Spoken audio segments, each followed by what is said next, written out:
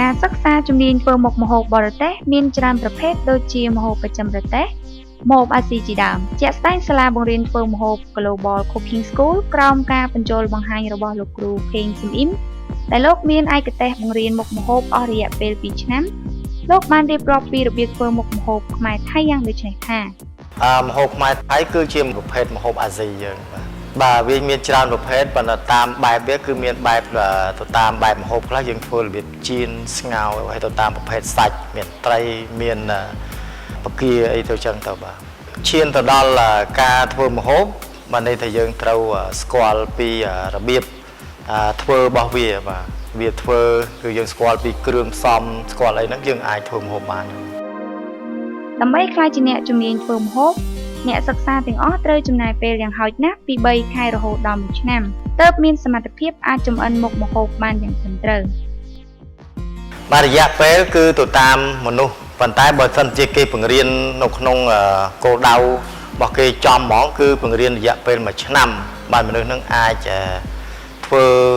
ម្ហូបនឹងបានបាទអ្នកខ្លះគាត់មិនរៀនយូរដល់ថ្នាក់ហ្នឹងឯងគាត់ថាវគ្គខ្លីៗក្នុងការធ្វើម្ហូបយើងក៏រៀនរយៈពេលខ្លីតែ3ខែទេបាទអាចធ្វើម្ហូបនឹងបានខ្លះប៉ុន្តែមិនស្ទាត់ជំនាញទេសិស្សដែលមករៀននៅសាលានេះស្ថិតនៅក្នុងវ័យចាប់ពី14ឆ្នាំ15ឆ្នាំរហូតដល់45ពោះបំផុតបាទពេលដែលគាត់រៀនចប់ពីកន្លែងនេះពីមានបែងទៅជា3ប្រភេទអ្នកខ្លះគាត់យកទៅធ្វើម្ហូបនៅញ៉ាំតាមផ្ទះរបស់គាត់ដើម្បីគាត់ដឹងពីការធ្វើគាត់ដឹងពីរបៀបធ្វើយ៉ាងម៉េចដើម្បីឲ្យមានអនាម័យធ្វើម៉េចដើម្បីឲ្យគុណភាពម្ហូបហ្នឹងវាមានគុណភាពល្អនៅក្នុងការធ្វើហ្នឹងអ្នកខ្លះទៀតគាត់រៀនចប់ទៅគាត់យកទៅធ្វើការតាមសន្តាគារឬក៏ផ្ទះសំណាក់អីផ្សេងដែលគេត្រូវការអ្នកដែលចេះផ្នែកម្ហូបអាហារហ្នឹងកញ្ញាសឿរដ្ឋានិងលោកតាំងគឹមស្រុនដែលបានមកសិក្សាជំនាញធ្វើមុខម្ហូបបរទេសអស់រយៈពេលជាង1ខែកន្លងមកកញ្ញាបានរៀបរាប់ពីការរៀនធ្វើម្ហូបទាំងនេះថាខ្ញុំមាននៅនេះតែបានប្រហែលជាង1ខែតែខ្ញុំអាចធ្វើម្ហូបបានប្រហែលជា4-10មុខខ្ញុំមករៀននៅទីនេះផលប្រយោជន៍ដែលផ្ដល់ខ្ញុំគឺឲ្យខ្ញុំចេះធ្វើម្ហូបបានច្រើនហើយគឺឲ្យគ្រួសារខ្ញុំទាំងមូលនឹងគាត់សប្បាយចិត្តខ្ញុំធ្លាប់សាក់លបងធ្វើម្ហូបជូនម្យាយភាសានៅផ្ទះហើយនឹងម៉ាក់ហើយអូនស្រីពេលខ្លះគាត់ថាម្ហូបដែលខ្ញុំធ្វើទៅជួនកាលឆ្ងាញ់ពេលខ្លះគាត់ថារៀងហឹរបន្តិចអីចឹងទៅខ្ញុំបានចូលរៀននៅក្នុងទីនេះរយៈពេល1ខែចាំមកដល់ឥឡូវ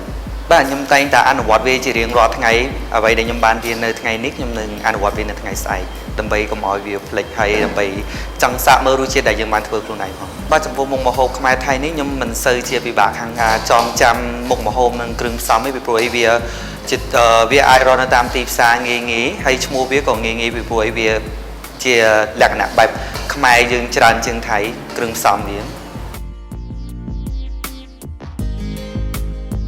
មកតែចុងក្រោយខ្ញុំសូមផ្ដាំផ្ញើខ្លះដែរទៅនៅបងប្អូនទាំងអស់គ្នាដែលថាមានបំណងចង់លើកកម្ពស់ក្នុងការស្មារតីនៃការធ្វើម្ហូបឬក៏ក្នុងការហូបចុកនឹងឲ្យបានច្បាស់លាស់គឺយើងត្រូវមកសិក្សាផ្នែកធ្វើម្ហូបលើកកម្ពស់វាគេត្រូវការច្នៃប្រឌិតរហូតគេមិនទុកញ៉ាំចឹងតែរហូតទេបានន័យថាមានការកែច្នៃតិចម្ដងឲ្យវាប្រសើរឡើងឬក៏គេបង្កើតមុខម្ហូបថ្មីដើម្បីឲ្យវាទាន់ទៅនឹងសម័យកាលឥឡូវដែលគេពេញនិយមមុខម្ហូបសំខាន់បំផុតគឺអនាម័យបន្ទាប់មករសជាតិនិងការរៀបចំតុបតែងឲ្យមានលក្ខណៈជាសិល្បៈដើម្បីទាមទារចំណាប់អារម្មណ៍អ្នកទទួលទានមិនតែប៉ុណ្ណោះចុងភៅចំណានក៏តែងតែវិវត្តនៅមុខម្ហូបបន្ថែមទៅតាមសម័យកាលនីមួយៗផងដែរ